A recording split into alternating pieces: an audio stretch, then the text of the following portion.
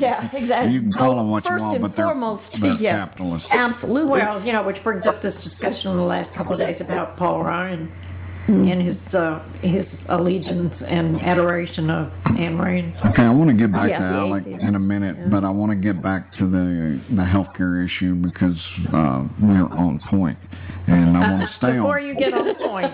Oh, you're going to keep us on point? We're going back to Alec. Well, this might be a good time. Andy mentioned something about voting a while ago, and we want to encourage everybody to vote early. Vote early. Yes. Early voting and getting people registered. I went ahead and I got my registrar certificate, and that was one of the things I was so proud of our people. We came from all over the state.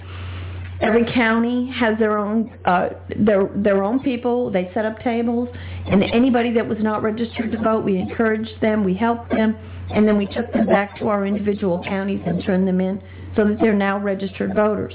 Because people have to remember this disenfranchisement that we've got going on here. If you've remarried, okay, or you don't have the proper name set up on your ID, these are all things that can make you fall through the cracks, and they're looking to eliminate as many as they can. You know early voting is going on right now? No, I did not. It is? It is. Yes. It is. Today is May the 3rd. Oh, that's right. That's right. But early voting is actually going on in the city court school board elections. Mm-hmm. See, our protracted election process this time, where we normally have the primary out of the way by the time these elections come up, people are going to vote and they're not finding their congressional candidates. They're not finding the folks that they think that should be on the ballot because the signs are out there and they think that this is the election. This is not the election. This is the May elections, the typical May elections. Right. Okay. No, I didn't. There's going to be some confusion there, Angie, because people, we're going to say go vote. And I do want you to go vote in the city, school board, and board elections, drainage district elections, hospital boards. I want you to vote every opportunity that you have to vote. But this isn't the primary election. No. The primary election is yet to come, and it's going to come right behind this election. And in fact, in the runoff situations, the runoff will not be until July. So keep in mind when we talk about voting. Remember, we got a lot of elections going on right now. Don't give up. You are an American. This is your right. Don't give up your fundamental right to vote. I appreciate that. Now let's get back to affordable health care. Okay, go. Okay, I was talking about, we agree, doctors, let's pay the doctors. Mm-hmm. When it comes to the drugs, the medicines, when we talk about the cost, why do we pay so much more than other countries for the same medicines? I think some of it's our fraud. And that's something that I think the Affordable Care Act did or is attempting to rectify. And even here in the state of Texas, they just found a case where they busted some group for like millions and millions of dollars. Okay, but when you look at the cost of medicine in Mexico, and I guess it's all over the world. For a fact that these companies, if they can sell it in Mexico for a price, they're making money. If they can sell it in Canada, they're making money. So they're getting a real windfall off of the United States. Absolutely, they are. But when we talk about trying to do something about it, then they start talking about intrusion in the capitalistic society. They're talking about bigger government, because if you have a watchdog, you've got to have somebody that's actually the watchdog, so you've got to pay them. I've talked about this before on the show. You can put a speed limit sign out there and you don't hire any cops. Nobody's going to drive 55, 60, 70 miles an hour. You have to have oversight. You have to have enforceability. So, again, I think that these are things that we need to be talking to our legislators about and asking the question, why? If you don't want me going to Mexico because here in Texas, you could. It's a close enough drive. And if you don't want me going there to buy medicines, then do something about it. Why do we let these guys just have free reign? And then again, is the insurance involvement. Now let's talk about insurance companies. if you don't have insurance, you can buy drugs. They'll give you a little card. You can buy this drug a lot cheaper because you don't have insurance. We want you to buy our medicine, and so we're going to give you this huge discount. Now, we're not going to sell it for the same price for people that have insurance because they can afford to buy it at the regular price. Now, do you really believe that they're not making money off of this other price? They're not. That's not true. They are. What they're doing is they're selling that medication a number of different ways, any way they can. They'll take $100 a pill, $1,000 a pill. They'll take pennies on the dollar for the pill. It's just out there in so many different ways. You can, if you don't have insurance, you can go to your doctor. You can get them to call Kroger. Kroger will put you in the computer. Walmart will put you in the computer. You can get your medication for $4, $10. You know. I can't. I have insurance. That's right. So, you know, they're not going to miss an opportunity to sell that pill. My brother actually got one of those discount cards, and it was on cholesterol medicine. His insurance company last year would pay $2. That's all they would pay. But they would pay $2 on the particular cholesterol medicine that he could take without any ill side effects. But because of that, he qualified under this card, because if your insurance company paid anything, then they would you could use this card. Well, now his insurance company has taken that particular medicine off the list, and so he can't even buy that medicine because he can't afford it. And so now he's going back to the doctor, and he's going back through all of these different medicines to see if they're going to make his knees hurt, his elbows hurt, and all the side effects from trying to find a medicine that's covered under his insurance policy for cholesterol. There's something not right about that. So my question is in fact, isn't the insurance company practicing medicine whenever he's got a drug that works with no side effects to him, because everybody reacts different to the drugs, yet he can't afford to take it because they won't cover it, and now he's having to pay his doctor all this money, and they're trying all these statin drugs and all these other things and hunting another medicine that's on the insurance list. Are they not practicing medicine? Actually, they're practicing malpractice on the part of the insurance company. Okay, but so are we talking, when we talk about the Affordable Health Care Act, are we seeing a piece of that legislation that's going to force insurance reform as well? Because I think insurance is a bad guy on the block. That's the major point of the Health Care Act. It was insurance reform. That is it. That's the main thing.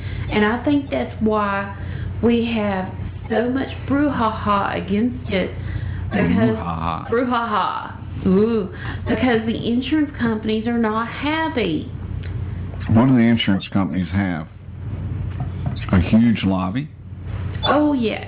Money. Millions, if not billions of dollars across the country, because they don't just do it at a federal level, they do it in 50 states. Well, we've seen this before. Anytime you threaten the insurance company, they go up in arms. Okay, so back to lobby is bad. Lobby is bad. I would like to see... Not all lobby, I think... Not all lobby is bad. I think they need to hear from the companies. They need to hear from the companies. It's not all bad. But should companies be able to pay? No. For lobbying? I mean, if I think it's ethically. Special interest lobbying? Yeah, or ethically. No? You know, I worked for a major corporation, and if a vendor took one of us out to dinner, we had to pay for our own meal. No.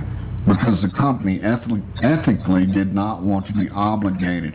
We could go have a dinner meeting, but we had to pay for our own meal. Now, the company would actually pay for our part of it, but they said, look, we don't want to feel obligated or in any way, financially or otherwise, to this person. We will listen to their sales pitch. But we want the right to be able to say no without any kind of repercussions or without your opinion of this individual, because you're going to come back and say whether or not they're a good vendor or their product is good. And I don't want you influenced by the fact that he just bought you a trip to Tahiti. So, you know, if companies recognize that as a bad business practice, why are we not recognizing that as a bad business practice in legislation? Because our moral compass has gotten off point. We don't have a moral compass anymore. I think that's a large part of our problem. We've allowed money to influence everything. Money is what ultimately talks, whether it's our legislation having to do with our health care, or it's our legislation having to do with who gets what contract or war, all of it. It all comes down to the same issue. So we're following the path of older countries in the world that have been practicing this way for, you know, as long as we can remember. You know, maybe they didn't start out that way, but we're getting there now. Because we're talking about bribery. Okay. That's what it is, Lisa. So is affordable health care, if affordable health care is bad in conception, then why can't we make it a bad thing by calling it affordable health care? Why do we have to call it Obamacare? Because they thought they were going to tag that as a negative.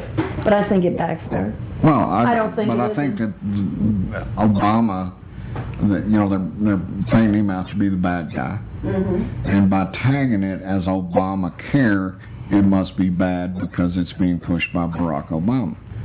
But this is not something that was pushed and passed by Barack Obama. It was pushed and passed by the Democrats. Here in the healthcare, what I find so strange about the Affordable Care Act issue and why it's such a hot button topic, the Clintons attempted to address this. I mean, that was their pet thing when they got into office. They were in hopes that they could start addressing this back then. This isn't a new fight. This fight's been going on for 50 years at least. Right. We have been trying to address this issue. Now, President Obama made up his mind when he went in. That was going to be what he was going to tackle, and it needed to be tackled, and the reasons are multiple and obvious to everybody. We have a problem in this country with our health care, and plus we've become an obese society on top of that because we don't do enough preventative care. We do our aftercare and the blood pressure issues, the diabetes issues, all the things that people complain about our health, overall health and health care in this country, all the things that if anybody's been listening, whenever anybody's asked, you know, what's wrong, what do we need to do different, all these issues that you're talking about come up. And now with the Affordable Health Care Act, and previously with what Hillary Clinton tried to do, addressing these things has become divisive all of a sudden because it's been politicized. It should never have been politicized in the first place. Well, we're not working bipartisan anymore. That has stopped. That got stopped the minute Obama took office. That was stopped. I'm going to divert for a second, which Mark hates. Oh no! We're going off point. This comes up, and I just want to bring this up. This comes up in all kinds of ways. This issue of politicizing events. In the last couple of days, we've listened to ad nauseum this political discussion about whether or not this and that having to do with Osama bin Laden. Okay. Don't we elect people on the basis of who we think is going to do the best job in managing this country from the office of the President of the United States? We're supposed to. If you get the morality issues out of it. What's that? If you get the morality issues out. Okay. So why are these issues so political? Because they can be used as a tool. The minute I was listening to, I like to listen to Joe Scarborough's show in the morning. Sometimes I have to tweet him very excessively. But I was glad to hear that. Yes, he does get anyway. But the other day he made a